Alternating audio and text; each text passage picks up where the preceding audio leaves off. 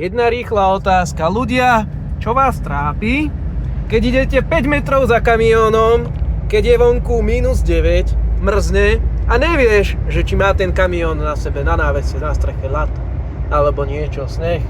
Ja som si ho odpratal na firme, kým som vyrazil. Takže za mnou, dajme tomu na 99% môže bezpečne ísť, nemá ho tam čo trafiť.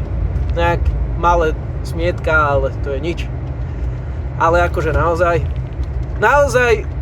ľudia nerozmýšľate pri tom šoférovaní?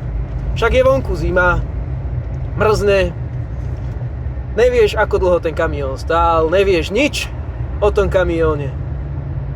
KS, Košice okolie, teda aspoň po starom, podľa EŠPZ-ky.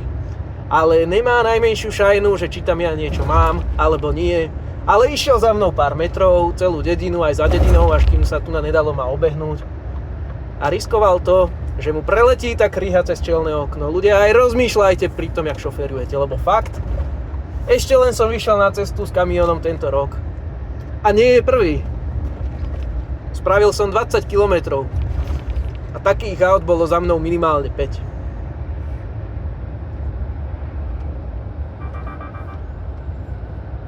Takže treba aj trochu rozmýšľať popri tom šoférovaní, hej? Dohodneme sa.